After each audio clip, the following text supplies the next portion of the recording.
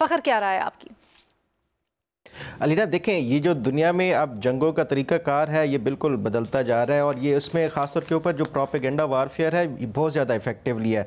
जिस तरह अभी एजाज़ ने एक एग्जांपल भी दी थी जो रिक्रूटमेंट इंडिया की तरफ से किस तरह की गई है, तो ये इस तरह के जो है अब ये जो टेररिस्ट हों या जो इवन ममालिक भी अब बाकायदा जो इस तरह की अपनी प्रॉक्सीज़ वो करते हैं, तो वो ये इसी तरह डिजिटल उसको ही स्पेस को वो इस्तेमाल करते हुए प्रोपेगेंडा वारफेयर के ज़रिए भी और फिर ये रिक्रूटमेंट हो, ऑपरेशनल जो मैनेजमेंट हो, ये तमाम तर चीज़ें अब वो इसमें नई एक शक्ल सामने आ रही है। तो इसके लिए पाकिस्तान को इफेक्टिवली कोई ना कोई पॉलिसी बनानी होगी ख़ास तौर पे। एजाज, क्या राय है आपकी? देखिए, इसमें दो बातें की गई हैं। एक कहा गया कि जी डिजिटल महाज और दूसरी बात की गई है दहशतगर्दी। ये दोनों इंटायरली डिफरेंट बातें हैं। डिजिटल महाज पे जब आप बात करते हैं दहशतगर्दी, तो आप जो डाइसेंट है उसको बुरा भला कह रहे हैं। अब फेक न्यूज़ जो है उसको बुरा भला कहने की ज़रूरत नहीं, उसके ख़िलाफ़ कार्रवाई की ज़रूरत है। अगर किसी ने गलत न्यूज़ दी है या गलत प्रोपेगेंडा किया है। एक है मिस इन्फॉर्मेशन और एक है डिस इन्फॉर्मेशन, यानी कि पूरी कैंपेन डिस इन्फॉर्मेशन की चलाना। जो डिस इन्फॉर्मेशन कैंपेन चलाते हैं डिजिटल महाज के ऊपर, बिल्कुल उनके खिलाफ कानून के मुताबिक कार्रवाई होनी चाहिए। लेकिन कुछ मिस इन्फॉर्मेशन भी हो जाती है कि कुछ गलती अगर किसी से हो गई और उसने उसकी वजाहत जारी कर दी या उसने चीज़ों को ठीक किया, तो मेरे ख्याल उसके ऊपर कार्रवाई नहीं होनी चाहिए। पंजाब ने इसके ऊपर लॉ भी बनाया है जिसके ऊपर काफ़ी क्वेश्चंस भी हैं, लेकिन कदरे बेहतर है, आइडियल नहीं है। तो डिजिटल इंटायरली डिफरेंट है, क्योंकि आप डिजिटल को यूज़ करके आप अपनी जो मुखालिफ आवाज़ें हैं जो आपके ऊपर, हुकूमत के ऊपर और बाज़ इदारों के ऊपर जेन्युइन तनकीद करते हैं, आप उनको भी निशाना बनाते हैं, जो कि बड़ा गलत है। और एक है जेन्युइनली दहशतगर्दी और इंतहा पसंदी के खिलाफ कार्रवाई करना। उसके लिए जो बुनियादी रूल्स हैं वो तय कर दिए गए थे, वो तय किए गए थे जनवरी 2017 में, जब दिसंबर 2014 में वाक़या हुआ था, और वो नेशनल एक्शन प्लान था जिसको रिव्यू भी किया गया। उन पर अमल दरामद करने की ज़रूरत है। उमर चीमा साहब, अलीना, ये जो चैलेंज है ना डिजिटल फ्रंट पे, ये बड़ा ग्लोबल लेवल पे होता जा रहा है और आने वाले दिनों में इसमें आपको और चैलेंजेस नजर आएंगे, क्योंकि जो ट्रंप की टीम आ रही है रेगुलेटर्स की, वो कह रहे हैं कि जो कोई जिस तरह की सेंसरशिप जिस तरह होता है ना, वो कहते हैं हमारे जो कम्युनिटी गाइड्स है, जो यूट्यूब वाले कहते हैं या को फेसबुक वाले कहते हैं, उन्होंने को फेक न्यूज को किसी हद तक कंट्रोल करने की कोशिश की।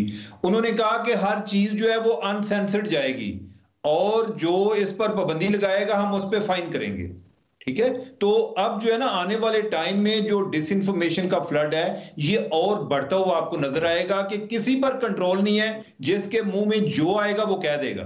ठीक है, और जो उनको चैलेंज आ रहा है वो यूरोपियन यूनियन की तरफ से आ रहा है, उधर से रेगुलेटर उनके लॉ को डिफरेंट बने हुए हैं, जो वो कह रहे हैं कि कोई चीजें उनको आपकी मॉडरेशन का कोई सिलसिला होना चाहिए। अमेरिका वाले रेगुलेटर कह रहे हैं कि कोई मॉडरेशन नहीं होगी। अब इस सारे अमल में हम फंसे हुए हैं। ये जो एजाज ने बात की है, देखें बात यह है कि आपको एक होते हैं हैबिचुअल किस्म के फेक न्यूज स्प्रेडर, उनके खिलाफ एक्शन की बहुत ज्यादा जरूरत है। मैं तो कहता हूं कि आप जो है इस तरह के जो लोग हैं ना, इनका अकाउंट सस्पेंड करें, इनको सबसे बड़ी सजा ये है, और दूसरा इनको जेल भेजने की बजाय इनको फाइन करें, जो कि जिनके लिए लोगों ने, वो एक दफा किसी ने, निगत दाद ने एक आर्टिकल लिखा था, उसका उन्वान था मोनिटाइजिंग लाइज, के झूठ बोलने पर पैसे मिलते हैं। ये सिलसिला जो है ये इसके साथ जो इकोनॉमी जड़ी हुई है, जब तक आप इसको इसकी हौसला शिकनी नहीं होगी ये सिलसिला चलता रहेगा, फ्री स्पीच के नाम पर चलेगा। और सबसे ज्यादा इन्होंने फ्री स्पीच को इस चीज ने डैमेज किया है। तो लिहाजा इनको जो ये जो स्टेप्स लेते हैं वो भी इंतहाई बोंडे किस्म के लेते हैं।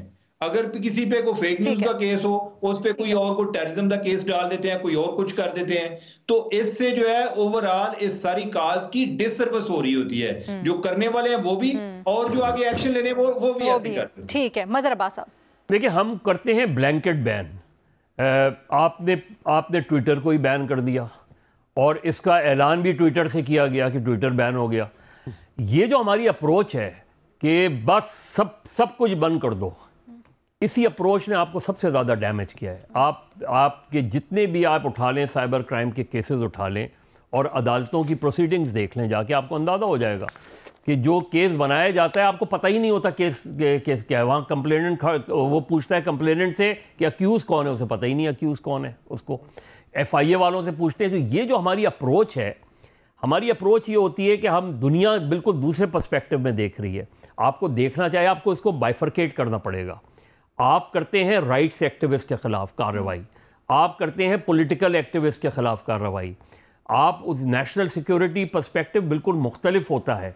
इसको जब तक आप रेगुलेशन के नाम पे जब रिस्ट्रिक्शन लगानी शुरू करते हैं, वहाँ प्रॉब्लम आती है। आपने नेट स्लो कर दिया, आपने टिकटॉक बंद कर दिया, इन चीज़ों से कभी इश्यूज़ नहीं करते। जिस तरह अभी उमर भी कह रहे थे, आपको पिक करना पड़ेगा कौन है जो हैबिचुअल हैं, कौन है और वो हैं क्या, उनका डेटा क्या है, उनके बारे में आपके पास इंफॉर्मेशन क्या है।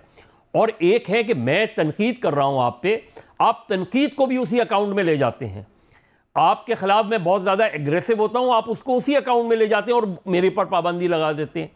तो जब भी आप ब्लैंकेट बैन करेंगे, उसकी कभी भी आपको पजीराई नहीं मिलेगी। और ये जानने के लिए आपको देखना पड़ेगा। आप देखें, इवन पॉलिटिकल जो पार्टीज़ हैं, उनके सोशल मीडिया जो है प्लेटफॉर्म्स देख लें आप। अभी मैं वो बुक पढ़ रहा हूँ, the saffron storm, from Vajpayee to Modi, और उसमें एक पूरा एक चैप्टर है कि how BJP manage the media. और उसमें वो बहुत खूबसूरती से उन्होंने डिफ़ाइन किया है कि किस तरीके से उन्होंने व्हाट्सएप को, इंस्टाग्राम को, टिकटॉक को, ट्विटर को किस तरीके से उन्होंने अपनी पॉलिटिक्स के लिए मैनेज किया। सर हमने यहाँ पर भी देखा ना, क्लोजर टू होम कि पाकिस्तान तहरीक इंसाफ के बाद किस तरह से, लेकिन उसकी वजह से आप करोड़ों लोगों पर पाबंदी नहीं लगा सकते। ठीक है, आप वो जब भी लगाएंगे आपका नुकसान होगा। ठीक है जी।